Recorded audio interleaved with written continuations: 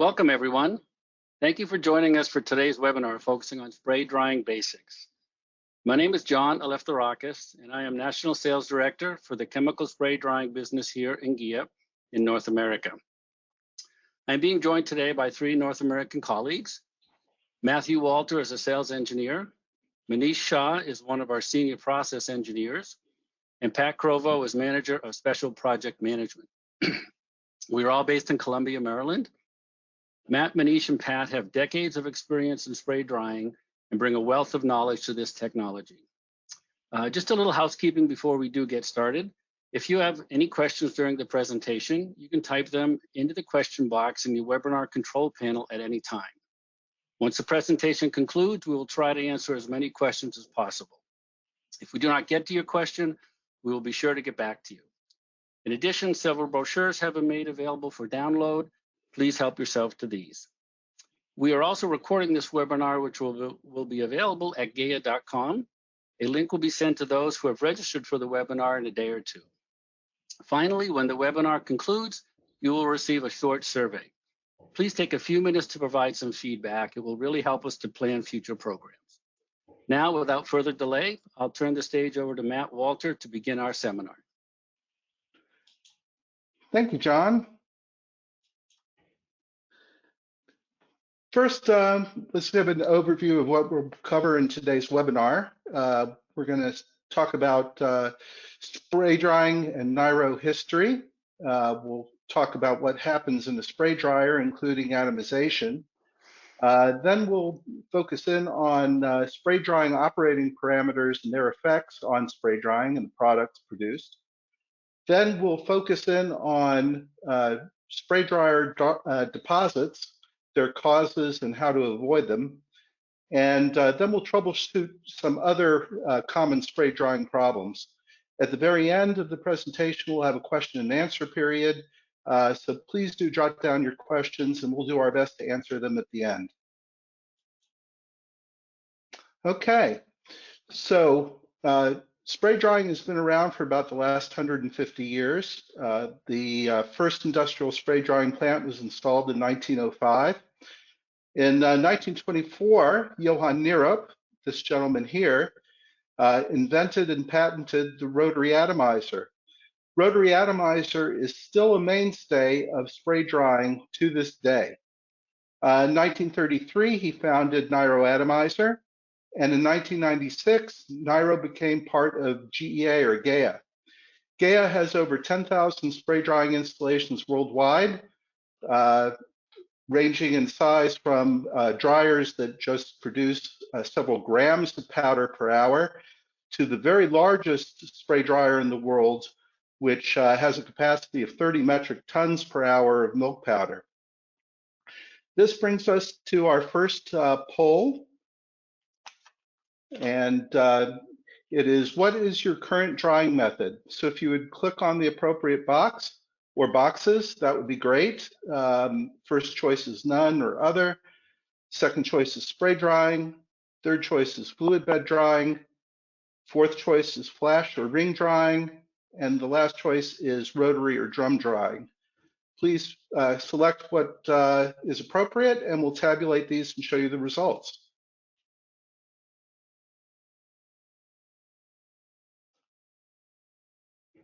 Okay, so we have a number of people who use spray drying, which is great. But what happens in a spray dryer? Well, we take a liquid feed and we atomize it. That is, we form it into small droplets using an atomizer. Those droplets are then interact with a drying gas, so that's a heated gas, typically air, but not necessarily air. The heat goes into evaporating the liquid, and the product that is being formed, the dried product that is being formed, is protected from the heat by evaporative cooling. Then the dried powder is either conveyed, cooled, and or collected as part of the process.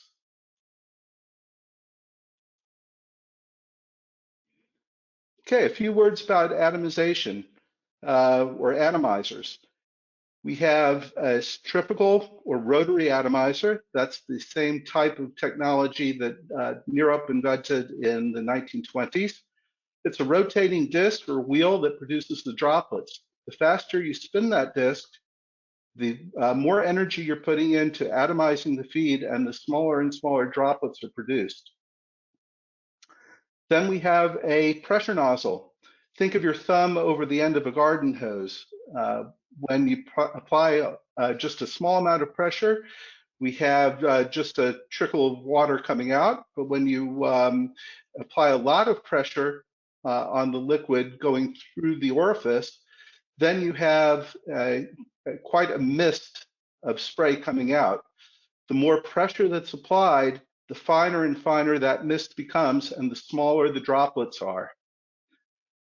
Then we have a two-fluid nozzle. Two-fluid nozzle has a center orifice, which you can see pretty clearly in the picture. But around that orifice is an annular ring. It's a little hard to see in this picture. In two slides from now, we'll have a better picture that is a little clearer to see. Through this annular ring, we have a compressed gas, typically it's air, which comes out, which acts as a knife and cuts those droplets into smaller and smaller droplets. The higher the airflow, the finer and finer those droplets become. Then we have a combination of a pressure nozzle with a two-fluid nozzle, which we call a combi nozzle. The combi nozzle produces a small, medium particle-sized product, and it has a very narrow particle size distribution, as shown in this micrograph. Over here, there's a close-up on one of the particles. It's about 4 or 5 microns in size, I estimate. This slide shows typical particle size distributions for these different techniques. The red curve is a pressure nozzle. Notice that it's pretty narrow in terms of particle size distribution, but the particle size is a little larger than the other techniques. The blue curve is a two-fluid nozzle. It produces a small medium particle size product. However, the particle size distribution is broader. Now, when you combine the pressure nozzle with the two-fluid nozzle into the combi nozzle, it results in that very narrow particle size distribution we described in the previous slide, with the smallest median particle size distribution of the techniques. Rounding them out, we've got the rotary atomizer in green, and that has a fairly narrow particle size distribution and fairly small median particle size available. Okay, but what can be spray dried? Basically, any solution, slurry, emulsion, paste that is pumpable and atomizable has the potential to be spray dried. That liquid feed can be abrasive, it can be corrosive, it can even be explosive. The spray dryer design can compensate for these feed properties and product properties. Really, the most important aspects are that the feed has to be pumpable and atomizable when it's under shear. At this point, we're at our second poll question, and that is, do you currently have a spray dryer? So the choices are yes, and it is in use. Yes, but it is not in use is the second choice. Third choice is yes, but we need to expand. We need more capacity. Fourth choice is no, but we're interested in getting one. And last choice is no, and do not plan on getting one. So please vote on the correct choice for you, and we'll tabulate the results. Okay, so the majority of people in this webinar do have a spray dryer, and it is currently in use. So that's great, and it's not surprising because spray drying is the #1 drying technique and particle formation method industrially worldwide.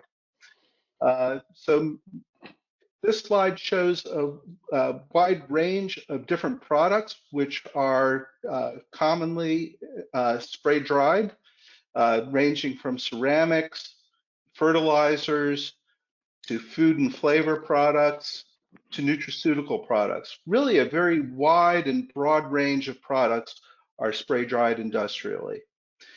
At this point, I'd like to show a video of a spray drying installation.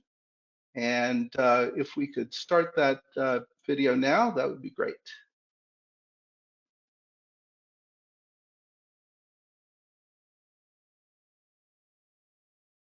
Okay, we're about to see a spray dryer with a rotary atomizer.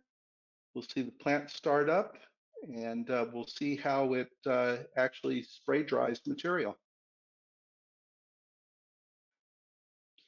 So we'll see the inlet air system. The blue arrows are the ambient air being fed through a natural gas air heater. That heats up the air to the red arrows, and they're being introduced into the chamber with a high degree of rotation. You can see that corkscrew effect. My colleagues will talk a little bit about why we would want a high degree of rotation versus a low degree of rotation, which is being shown right now.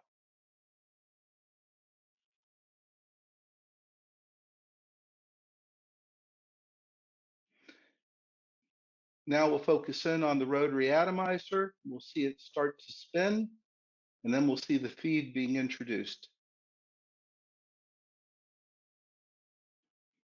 Feed's being introduced now. We see it come out. The particle size is adjustable by changing the RPM, as is shown in that caption. And if you could see inside a spray dryer, this is what you would see.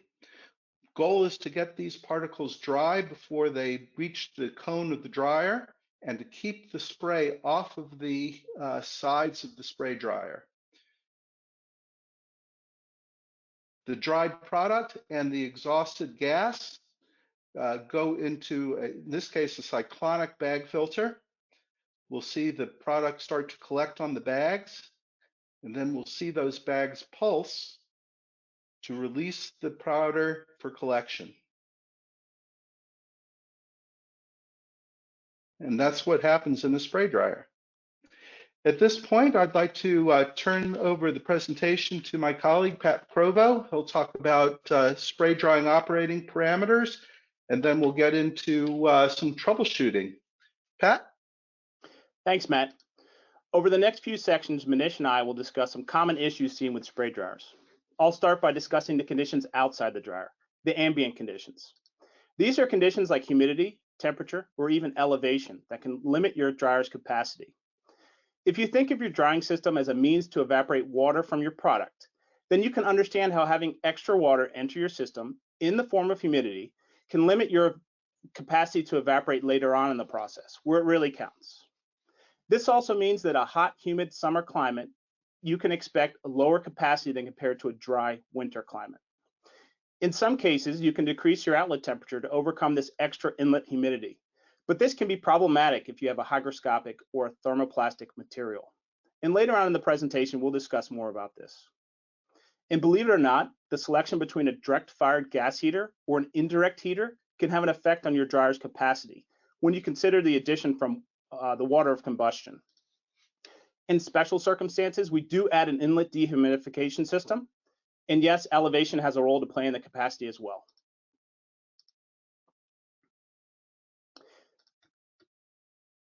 In the last slide, I discussed the ambient air outside the dryer. Now I'm going to discuss the air inside the dryer after it's been heated up. This air enters the dryer through a gas disperser, which is commonly found at the top of a spray dryer. The gas disperser is the most important design in our entire system, and for that reason, it's the piece of equipment that we CFD analyze the most. In fact, we have a team in Copenhagen dedicated to the CFD analysis. This is all they do. In the slide, we show two pictures of gas dispersers. One is on the left and the other is in the bottom right. Now, I'd like to take some time to share a few of the important jobs that a gas disperser performs. First, we want to make sure as much air as possible goes through it, which increases our drying capacity. We want the air to be evenly distributed to help promote a vertical air jet stream down the center of the drying chamber. To ensure this happens, we add vanes in the disperser, which slightly spin the air. These vanes can be adjusted to accommodate various atomization methods. We really want to make sure the wet feed droplets mix well with the hot drying gas. So we introduce hot air very close to where the atomization will take place. This allows the evaporation to take place immediately after the hot air enters the chamber.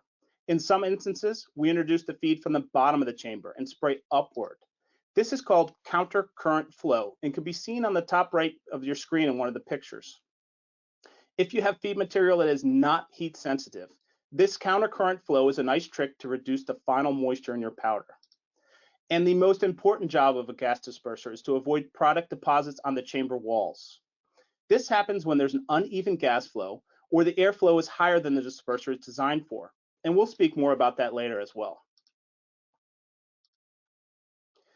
Now that we've discussed how the hot air enters the chamber, let's take a look at what happens when we increase the temperature of this hot air. The most obvious effect is that our capacity to evaporate goes up, right?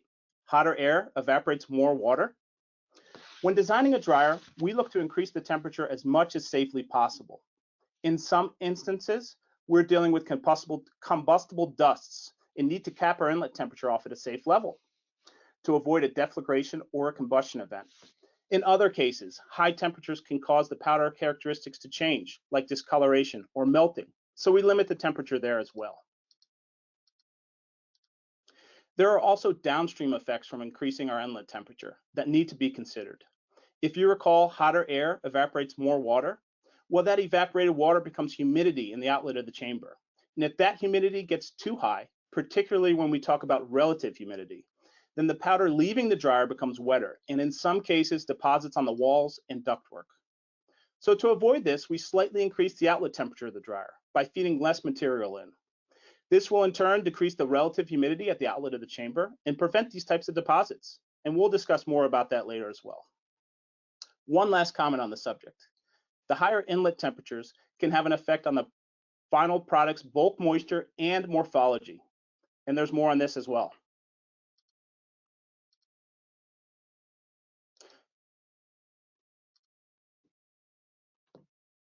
Sorry about that. And now I'll hand it over to Manish. Thank you, Patrick. Hello, everyone. Good afternoon. Thanks for joining us. My name is Manish Shah. I'm one of the senior process engineer for the chemical group in GEA in North America. In next couple of slides, I will talk about feed properties. As Matt described previously, feed must be pumpable and atomizable. So let's talk about feed solids, how it will affect the spray drying. Higher feed solids increase the production rate of the spray dryer since the evaporation rate stays constant. However, higher feed solids may require more shear rate to produce same particle size, especially when viscosity is higher. Higher feed solids may change the bulk density and morphology of the product. It provides additional structural integrity of the particle with thicker shell formation. And the particle size also increases when the shear rate is applied during the atomization. Same shear rate is applied during atomization, especially when viscosity is higher. The larger particles also carries more moisture at the same outlet temperature due to lower surface area. Due to higher momentum and higher terminal velocity of the particles, wall deposit may occur. Let's talk about feed temperature. Generally speaking, feed temperature may lower feed viscosity. Lower viscosity will allow the feed solids to go higher. So higher feed solids will boost the production rate. Additional enthalpy due to heated feed increases the dryer capacity as well. And higher feed temperature may increase the bulk density of the product. dried product. Let's talk about feed rheology now. This is very important subject in spray drying. Shear thinning or pseudoplastic and even thixotropic behavior of the feed is more suitable for spray drying. At spray atomization, Newtonian fluid is acceptable as long as the viscosity is not too high, but shear thickening or dilatant behavior is not acceptable for any kind of spray drying atomization. For especially for slurry feeds, when the viscosity increases, the terminal velocity of the feed particle decreases due to additional resistance. It also slows sedimentation. If phase separation in the feed system is rapid, addition of viscosity modifiers will slow down settling of large particles, and feed behaves like thixotropic feed at the same time. Due to rapid sedimentation of the particles, the feed line and atomizing devices may get clogged. Higher viscosity may lead to poor atomization if the same shear rate is applied. The initial particle and density in the feed system plays significant role. Too large and dense particles usually settles quickly, and conversely, smaller and lighter particles are not easy to disperse in the feed. The viscosity modifier, dispersants, wetting agents, binders, and defoaming agents play significant roles in feed rheology, which is key to successful atomization. In next few slides, we will talk about wall deposit in the spray dryer. This is a common problem in spray drying industry. In this particular slide, I will talk about hygroscopicity related wall deposits.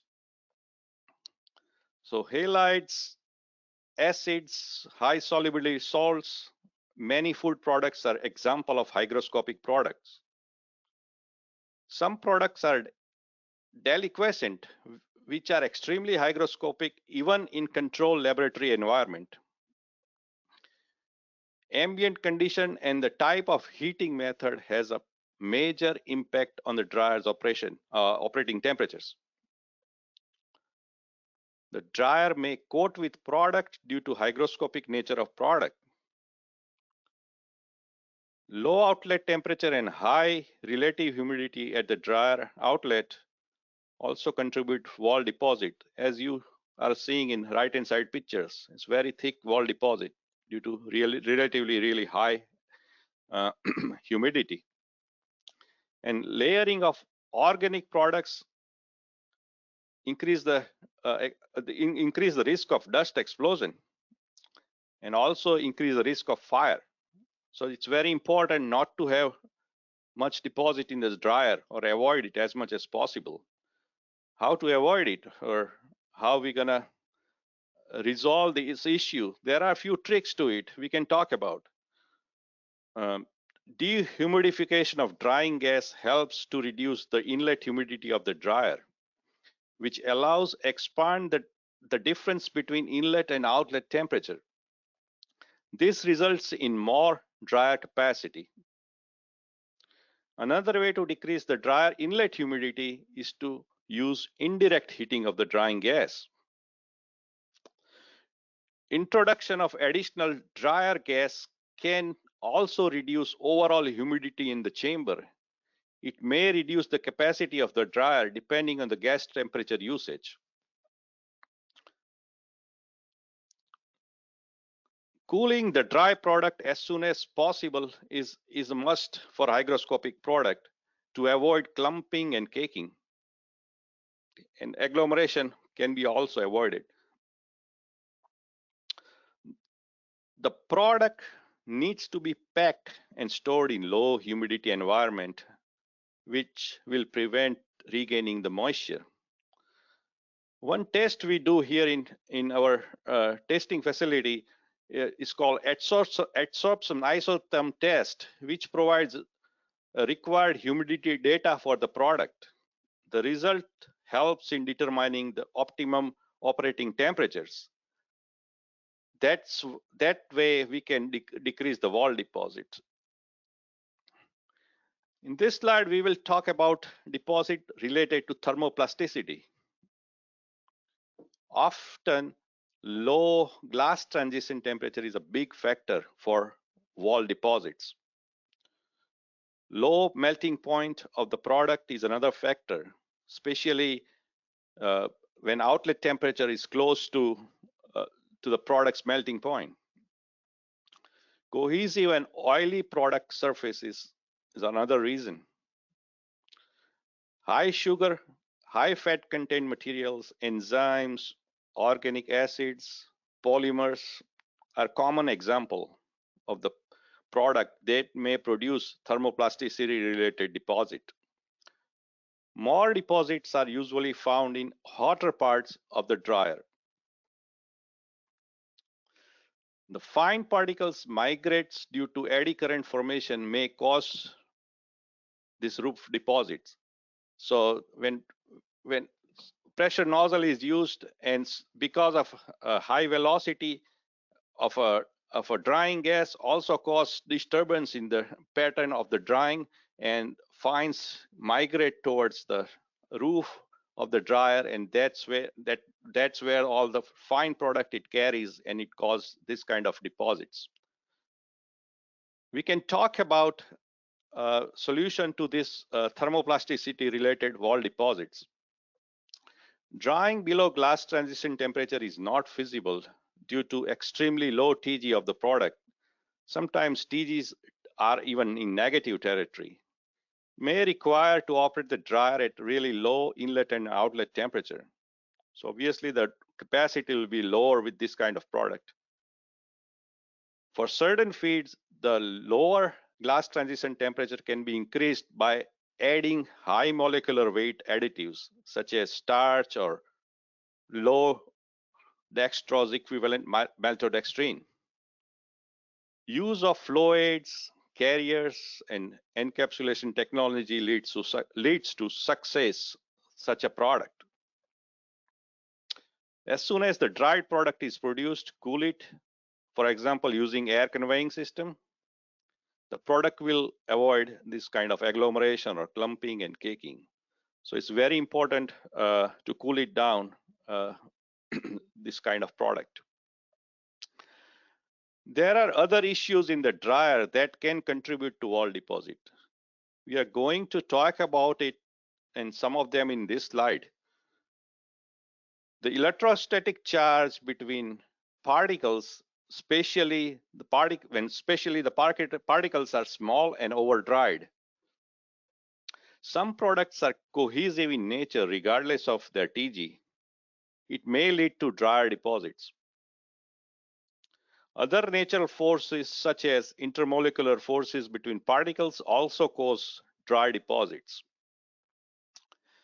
Wet deposits on the cylindrical wall at the height of the rotary atomizer may caused by a large droplet formation. We call it murdering. As we are seeing in the bottom right hand side picture, it's a thick ring is appearing.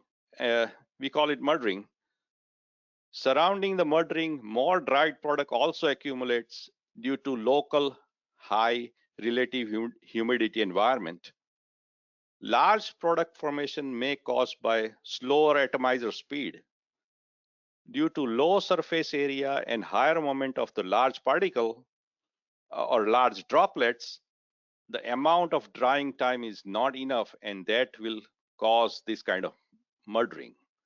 So large particles and higher momentum, especially when you have small chambers and you're trying to achieve large particles, it's not possible when you are using rotary atomizer. Higher viscosity and shear thickening or of shear thickening feed also lead to this kind of wet deposit. There are potential causes of deposit we can talk about. Excessive pulsation of the feed when using a pressure nozzle form a wide droplet distribution, where the large droplet may not dry adequately and form dryer deposit at the bottom of the dryer. So it's very important when you are using pressure nozzle, use some kind of we don't need pulsation, so pulse dampener usage will be helpful. Optimum dryer gas flow through gas disperser and ample gas residence time in the drying chamber is essential. The airflow pattern in the dryer has to be adjusted depending on the atomization is utilized. The air pattern needs to be adjusted by changing the vane angles of the gas disperser depending on kind of atomization. So as we are showing in the picture, those vanes are there that angle need to be changed if it's there for if you are switching the atomization. So for vertical atomization, you need kind of a straighter flow or more vertical flow. And when you are using rotary atomizer, you may have to give more swirl to the air pattern, and it will cover more part of the dryer, which will have better interaction between droplets and hot air. So that's very important. Usually a wider body dryer is used for rotary atomizer, and pressure nozzle, for pressure nozzle we use tall form dryer. The diameter and cylindrical height are designed for the particle size of the product and optimum gas residence time. A steeper cone angle of the chamber can be designed if particle size is too small and product is too cohesive. Cooler chamber walls also contribute to wall deposit, especially when we are in hurry. We start up the dryer and we don't give enough warm-up time. We go on feed right away, and that time initial deposit causes problem, and then from there we can have more deposit on top of that. So it's very important to give little lead time and give dryer to warm up, at least to the outlet temperature. And so if it's outside installation, if insulation is leaking and it stays cool, then it may get more deposits. Smoothness of the metal also contribute to that, and misfired pneumatic wrappers are there, but it's not working, then it may need a service. So obviously that may not help the cause. There are alternative engineering solutions available when other parameters are not effective, like we talked so many of them. We're going to talk about air broom first. What is air broom? The air broom is a mechanical arm which sprays high velocity air on the chamber wall when it rotates. So at very low RPM, that wand rotates around the dryer and it sprays high velocity air. So as you see in the picture, that particular picture, we don't have a whole lot of deposit because whole lot of amount of high velocity air was spraying on the chamber. When you go to the middle picture and you see we use little less velocity through those nozzles, and as you see, you have quite a bit of deposit with zebra striping. So that's we need a little more air. That's what it means. And when you see the very left-hand side picture in the bottom, very low amount of air velocity was used, and it was not effective whatsoever. So that's important to use as designed air broom velocity. Second device is jet sweep. This jet sweep is a stationary device. The jet of compressed gas is injected at high velocity by a small nozzle opening. Usually the flow is with the rotation, and by using this jet sweep, more efficient chamber wall can be chamber wall can be swept. And you can add more. If your chamber is really large, multiple nozzles can be added. Now we're going to talk about addition of anti-caking agent. So from the similar kind of nozzles, we can add anti-caking agent to the dryer. As you see in the top picture, where the yellow arrow is, where the feed is spraying, and the blue arrow where the anti-caking agent can be added. So what happens due to low density of this kind of anti-caking agent and centrifugal force in the dryer, it will hug around the dryer, and when particle forms, especially when it's low TG particles, it will not allow those newly formed particles to touch the wall, and it will coat the surface of those low TG particles. So it's a very effective tool. You can also use pneumatic hammers. That's commonly used in a spray dryer, and auxiliary air or some kind of ambient air introduction into the dryer is also helpful. With all this adjustment, some troubles of the spray drying may still remain. So more research is required to overcome those issues. In our Copenhagen location, we have R&D facility available, which performs CFD modeling and advanced drying kinetics for new and difficult products as per customer's request. And Matt Walter will show a video and talk about it. So. Thanks, Manish. In just a minute, I'm going to show a video showing our drying kinetics analyzer, or DKA. And what we'll see is a single droplet being introduced into the sound field and held stationary by the sound waves. And then we'll introduce a drying gas, and we'll watch that droplet dry.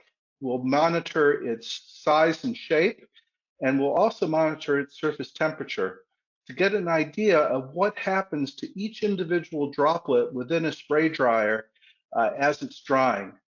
Then we can take that data and feed it into our computational fluid dynamics to get an overall comprehensive picture of what happens inside the spray dryer. This is very useful for troubleshooting and for spray drying design. So if we could show the video now. So here we see the droplet being prepared for introduction into the DKA.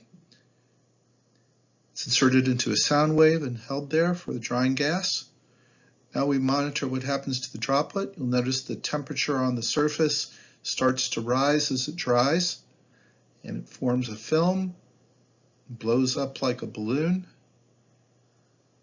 Surface temperature is now the same as the drying gas. Now it shrivels like a raisin. So we take all this information and feed it into our CFD. And feed it into our computational fluid dynamics and model what happens within the spray dryer. So when there are problems with stickiness or problems with deposits, we can often use this technique as a troubleshooting guide for working on problems within the spray dryer. So this segues into our last section here, troubleshooting common spray drying problems. But before we get to that, let's have our third poll question. And that is, are you currently experiencing problems with spray drying? Please check those that apply. Wall chamber deposits, product not dry enough, product density too high or too low, or lower capacity or throughput compared to design, or if you're having other problems or no problems at all, please check on that box.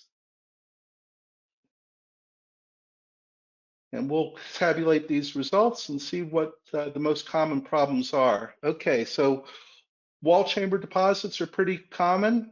We discussed those in the previous slides, but there are other non-specified problems or no problems at all that's fairly common too. My colleague Pat will take over and talk about some troubleshooting of common spray drying issues. Pat? Thanks, Matt. In the next few slides, I'll walk through some common problems experienced by our customers, along with some potential causes and solutions.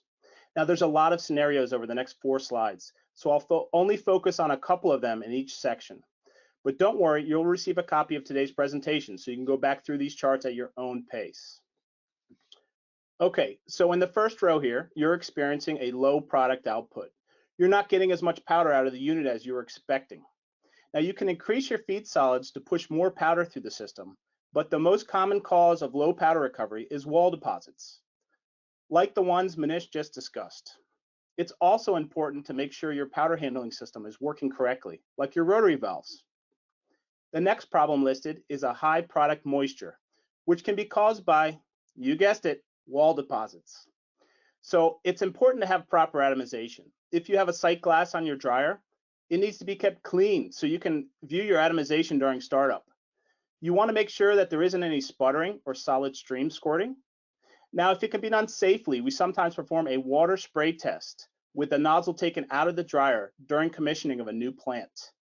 This is only possible in a safely controlled environment and can help ensure that a newly installed nozzle is working correctly.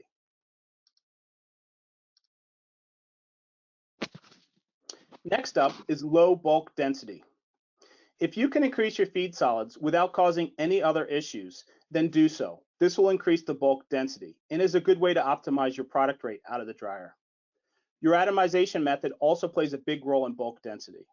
Switching to a pressure nozzle is a good way to increase bulk density. And if you have a rotary atomizer, switch to a vaned wheel. From a vaned wheel to a nozzle inserted wheel can help boost your bulk density as well. And this is a good segue into the next problem listed, poor atomization. Now, there are a few common culprits here. First, your feed material may be too viscous, or the solids could be too high, which can lead to improper atomization. Or there can be issues with how the feed is being pumped, like too much pulsation. You could also not be atomizing enough. For example, if the speed of your rotary atomizer is too low, or the air pressure for your 2-fluid nozzle is too low.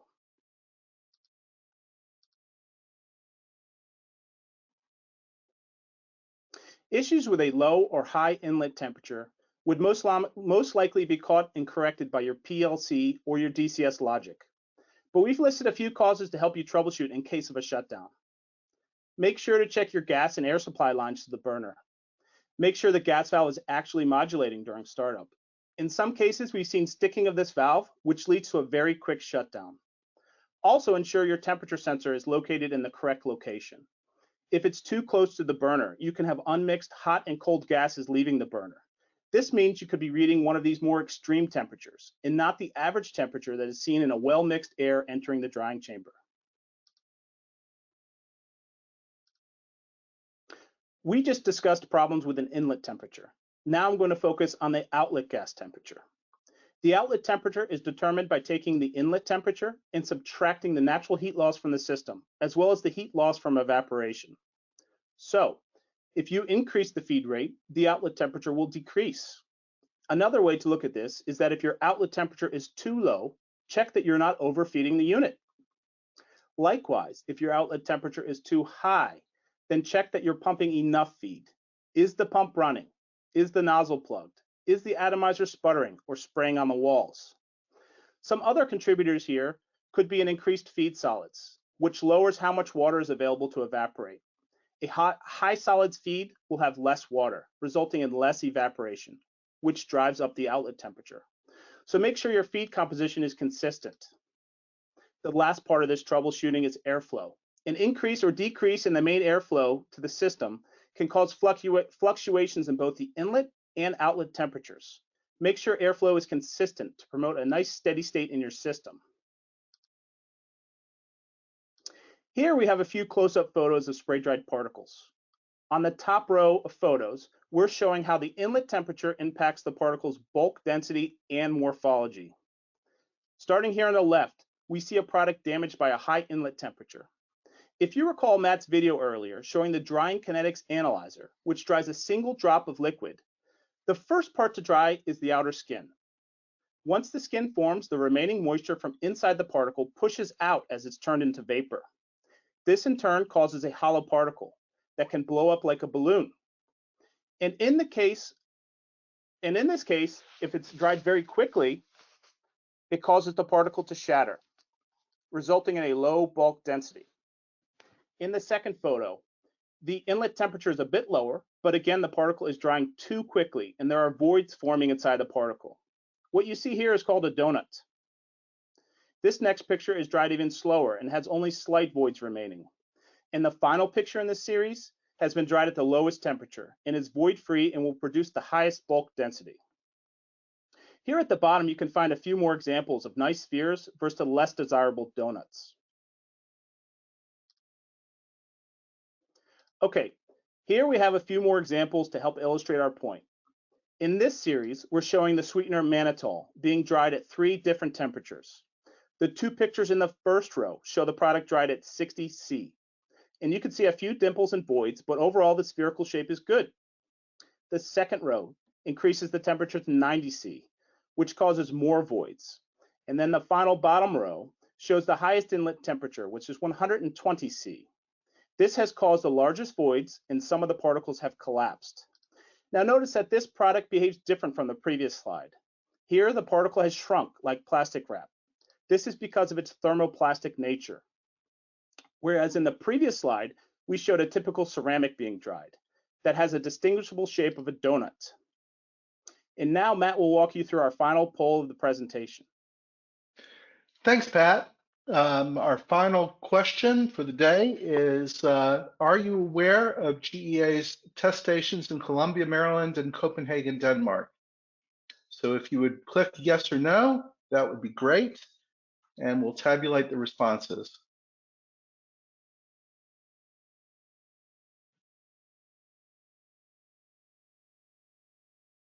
Let's see what the answers are going to be.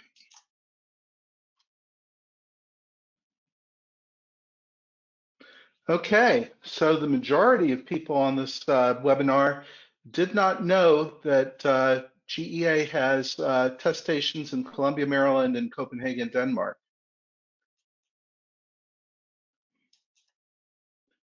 Okay, so it's important to note that GEA operates the world's largest testing and development centers in Copenhagen, Denmark. We have over 40 pilot plants. In Columbia, Maryland, we have over 10 pilot plants available for doing feasibility studies, pilot tests, laboratory analysis. These are very powerful and important centers for us, and we're very proud of them. We use them quite often for determining the optimal process conditions for spray drying our customers' products. And we use that data in designing our systems to meet the customer's needs. Well, that is our last slide, aside from this slide, which I'm going to put up now, showing contact information. Please feel free to contact any of us directly. There's contact information for Manish, John, Pat, and myself. Please feel free to contact us and we'll do everything we can to assist you.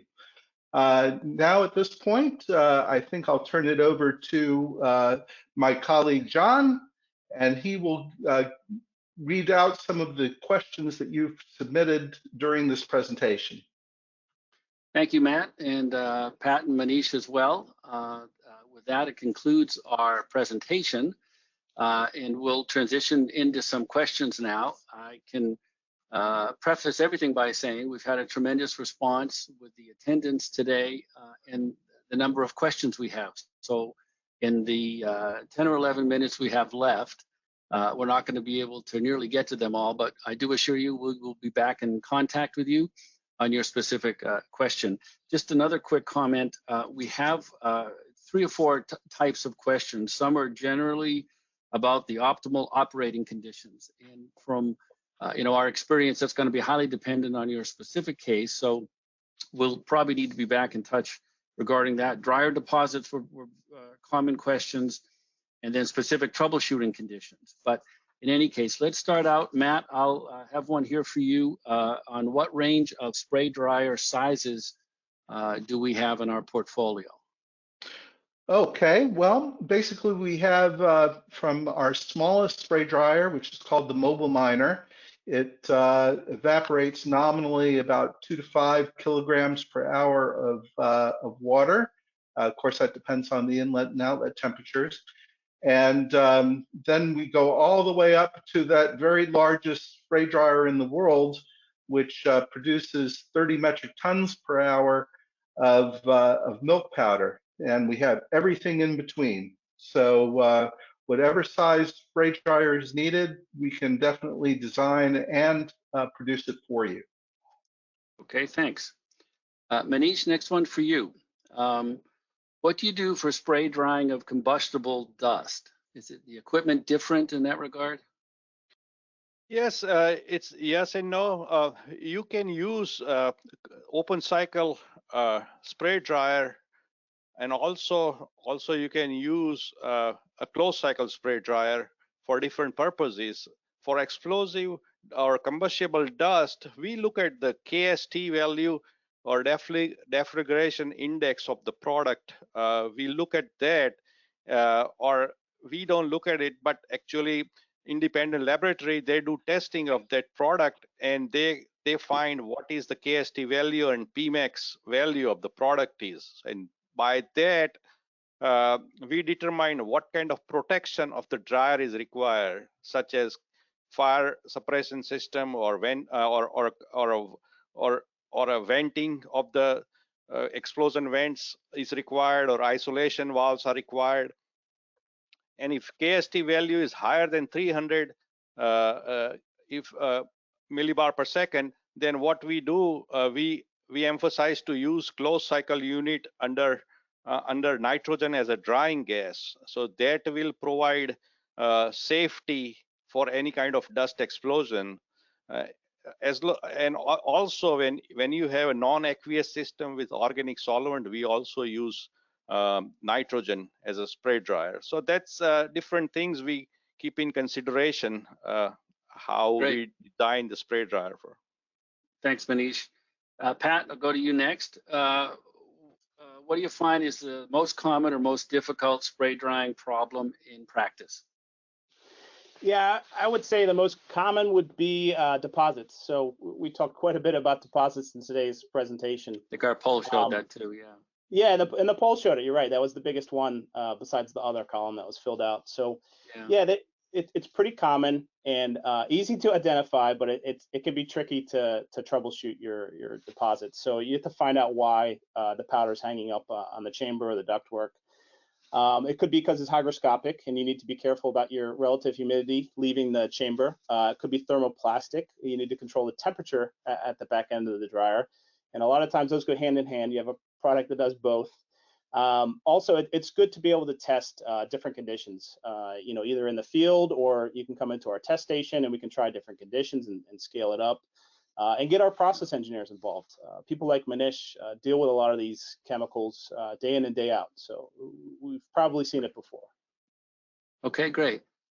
In scanning the questions, I'll address a couple of them. There's been a couple questions come through if we actually have small lab size plants and if we have rental units, and the answer is yes to both of those. Of course, we don't have an unlimited number of lab space or units available, so please be in contact or let us know you're interested and we can work with you. Also a question on toll drying, if we perform that, and we do, certainly. That is not our main business. We are mainly supplying equipment, but we're more than happy to understand and work with you on that. Now let me go to the next question. Pat or Manish, one of you, would you address how do you prevent nozzle plugging? I can pick up that. Yeah, go ahead. Okay. Sure. Or you can chime in if I miss something. You got it. Yeah. Nozzle can plug due to different reasons.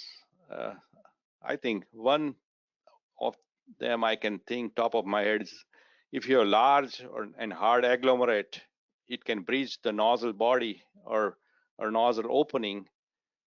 If feed is not well dispersed, it can also do that. If separation of feed is fast, that causes problem in the nozzle body as well. Especially viscosity is low and separation is fast, such as sedimentation of the product is fast. Pre-drying in the nozzle when high inlet temperature is used, that's another reason I would say. Okay. A spray drying solution, it's like a when it's at saturation level, and if it cools down in the feed line, and if the feed will start recrystallizing the product, it will cause problem. So there are a lot of problems there. But you can, for large agglomerates and these things like that, you can add strainers in the feed line. You can avoid few of them. Okay. By keeping appropriate strainer size, and you can avoid those chunks going into nozzles. Okay, thanks, Manish. Pat, let me throw this one at you, and I know this could be a very broad answer, but you can take it where you like. But the question is the optimal viscosity for spray drying. Yeah, that's a question we get quite a bit. Viscosity is important, but it's not the only thing there. So we're looking for something that's thixotropic and thins out in shear. That's really the most ideal, and something that's a low viscosity. So once you get higher up in viscosity, we can handle some of those higher viscosity feeds as long as it thins when it's experiencing shear. So when we go through a pump or we go through a nozzle orifice, it's seeing shear. And if it has the characteristics to thin out, then it's no problem. We can spray dry it. But I don't know. I mean, a rule of thumb, Manish, what do you think? 1,000 centipoise, you start to get concerned, something like that? Yeah, it's depending on the rheology. Like that's most important thing, what you said, thixotropic nature. I have seen feed 40,000 CPS, but when in thixotropic, when it at the level of spray drying shear rate, it's act like a water, So viscosity is just one number. How rheology changes when the higher shear is applied, that's more important. So viscosity number at particular RPM doesn't tell you a lot, but the overall rheology study tells you a lot. But I would say couple of 100 CPS or maybe 150 CPS when it's a Newtonian fluid, it should be good, But higher than that, I will be concerned. Okay, let me try to combine a couple here. This will be our second to last question. So for Pat, Matt, chime in, obviously, if you like. So how do you determine the required warm-up time, which I'm sure has a lot of variables to it? And then from a different requester, can we explain the cooling air and its impact? So I don't know if those two go hand in hand, but it kind of strikes me. We're warming up the machine, then you have to be cooling air. So a lot of pieces there. Have about a minute for the total response. They're totally unrelated. Yeah. The inlet air is where you're heating it up. So you're turning your burner on, and you want to get your equipment all the way down to your baghouse or your cyclone heated up all the way, because what happens is if you just have the chamber heated up and you start spraying feed, well, that equipment downstream is still cold, and as you bring in all this humidity and powder into like a bag filter, it can condensate, and then the condensation allows powder to build up on the bags or the walls. You can blind entire bags in your bag filter if you haven't heated up your system all the way. And then real quick on the cooling air, I believe maybe they're talking about for the atomizer or for the air display. Exactly. So we use the cooling air. We can shroud a nozzle or an atomizer with it. A lot of it has to do with products that get sticky when they're hot, or they can be a combustion problem if they get hot. Because what happens in a spray dryer, the powder some of it gets an eddy current, and Manish talked about this, and comes back up towards the inlet at the top of the dryer. And so it can stick there and it can build up, or it can get too hot. That's the hottest part of the dryer, and you don't want something that's thermoplastic sticking up there. So we introduce some cooling air or some shroud air. There's razor air. There's a lot of different times that we're adding air, especially around the atomization device, be it a nozzle or an atomizer. You don't want that powder coming back and touching those devices. I just want to add one thing to it. Is overall relative humidity going out of the dryer is also important for the product moisture and characteristic of the product. It shouldn't stick. So sometimes we use cooler air, but usually they are drier than the overall air inside. That will bring down overall relative humidity of the dryer lower. So that will help that product to dry or not to stick. So that's very important.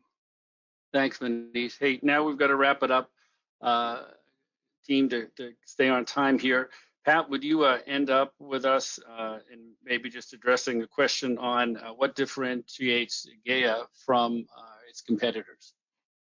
Yeah, I mean, we've been around a really long time. I mean, those first couple slides that Matt presented really shows, you know, we've been there, we've experienced it, we know how to design things in a custom base. We have the largest test station in the world for spray dryers. So go to Copenhagen. We have another really large one here in Columbia, Maryland. We do a ton of test work. So I think we're the most experienced in the field. And we probably have the most reference plants as well. Great. Thank you, Pat, Manish, and Matt. And with that, we'll conclude our webinar. And I thank you again for your attendance and time. I look for the email for the link for the recording here. And I will ask for some time. We have many, many dozens of questions, and we'll be back in touch just as quickly as we can. Thank you again. Thanks, guys. Thanks. Bye-bye. Bye-bye.